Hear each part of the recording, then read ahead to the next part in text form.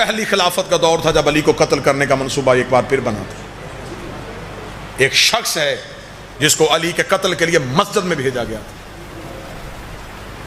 اور اسے علی کو قتل کرنے کا طریقہ وضو کرنے کے بعد مسح میں بتایا گیا تھا.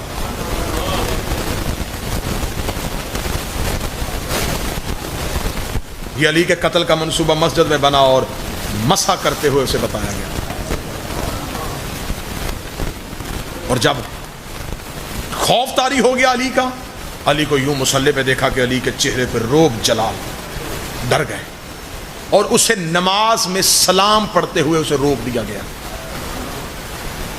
چہرہ پھیرا اور اسے اشارہ کیا.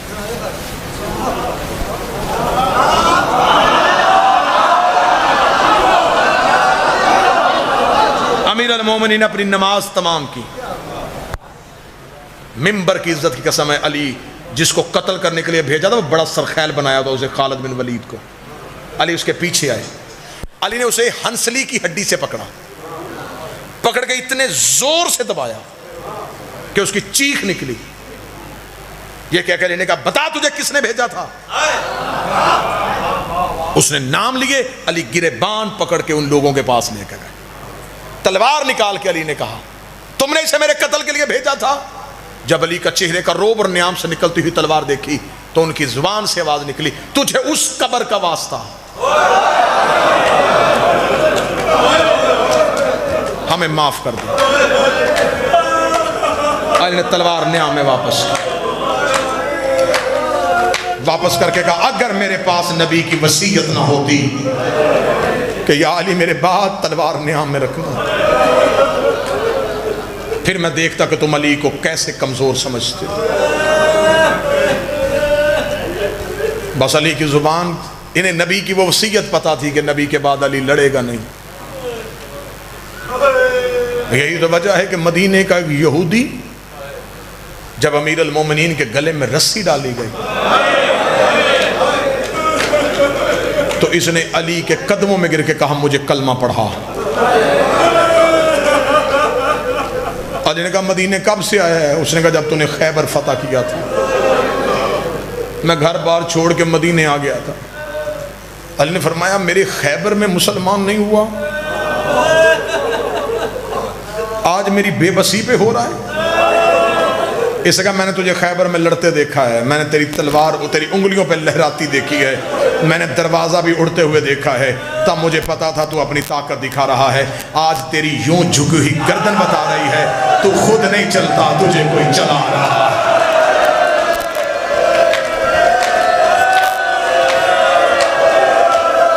تو خود نہیں چلتا، تجھے کوئی چلا رہا ہے. تو خود نہیں لڑتا، تجھے کوئی لڑنے کا حکم دیتا.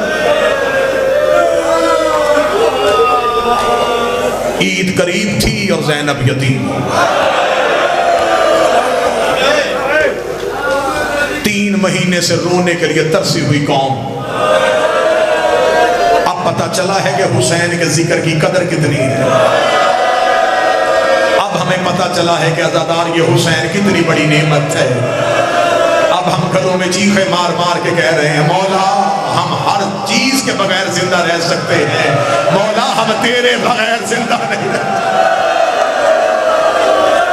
ان روتی ہوئی آوازوں سے دعا کرو میرا مولا ہمیں معاف کر دے. اگر ہم سے کوئی غلطی ہو گئی ہمیں معاف کر دے. ہم سے اپنی عزاداری نہ واپس لینا، ہم سے یہ نعمت عظمیٰ نہ چھینا. ہم ہر چیز کے بغیر رہ لیں گے، ہم تیرے ماتم کے بغیر نہیں رہیں گے. یہ وہ قوم ہے جسے رونے سے سکون ملتا، جسے زخمی ہو کے شفا ملتی. فضائل زیادہ پڑ گیا. مصعب بس سیخیں بلند ہو گئیں، 2 سطریں پڑھ کے تمام کر دو. کسی بیٹی کا عید سے پہلے 90 سال کا باپ مر جائے،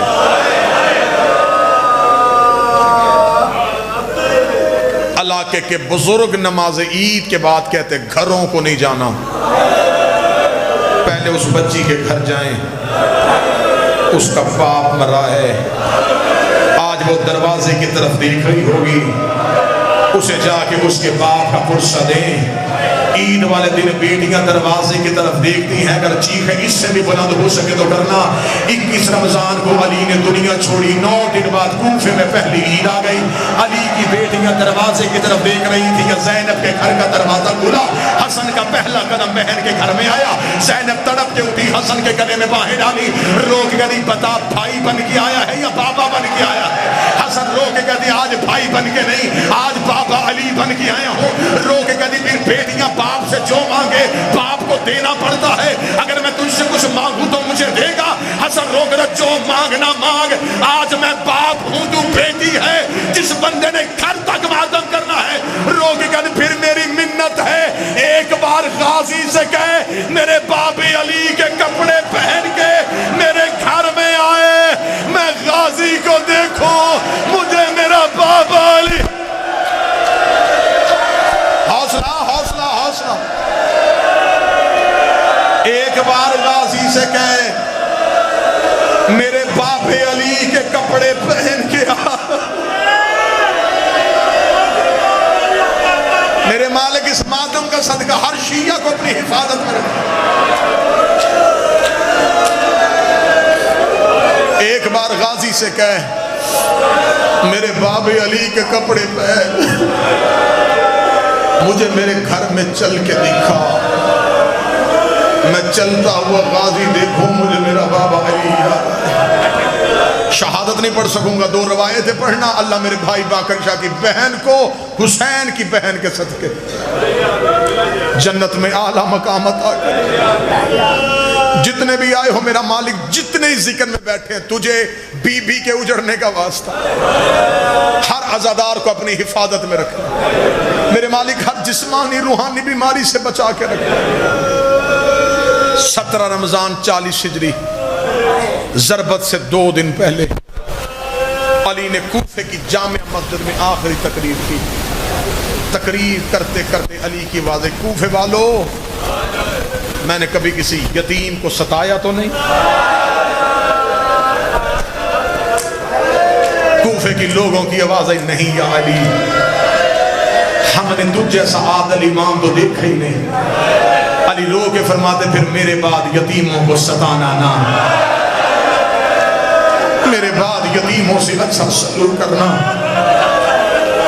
امیر المومنین نے تقریر ختم کی، مسجد کے صحن کے اندر کوفے کے لوگوں نے علی کو گھیرے میں لے لیا۔ یا علی، آج آپ کی تقریر میں یہ جملہ کیوں آیا؟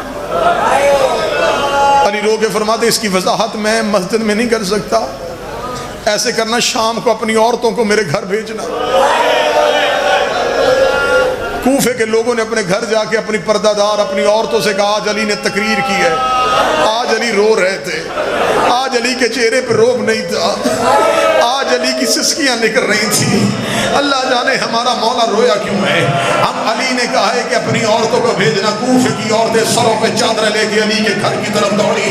علی دروازے میں بیٹھ گئے، علی نے گھر کا دروازہ کھولا، ایک ایک کوفے کی عورت علی کے قریب سے گزر دی گئی۔ علی کا گھر کوفے کی عورتوں سے کھچا کھچ بھر گیا۔ جب علی کا شہر بھر گیا، علی نے اپنے گھر کا دروازہ بند کیا، دروازہ بند گیا۔ فضہ پہن، فضہ کی آواز ہے جی مولا، فرمائے چراغ روشن کر۔ فضہ نے چراغ روشن کیا، علی کی آواز ہے فضہ میری زینب کے حجرے کے قریب آ۔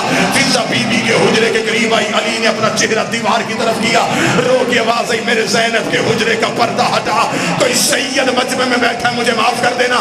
فضہ نے زینب کے پردہ ہٹایا، علی کی آواز ہے فضہ چراغ زینب کے چہرے کے قریب کر۔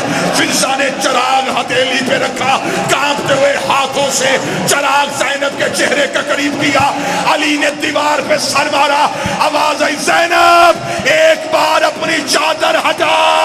زینب نے چادر ہٹائی، علی کی آواز آئی کوفے کی عورتوں اس کا چہرہ پہچان لو، یہ میری بیٹی زینب ہے، اگر یہ کوفے آئے اسے پتھر نہ مارنا، اس کا تماشا نہ دیکھنا، یہ میری لاڈ والی بیٹی۔ اللہ لعنت اللہ علیہ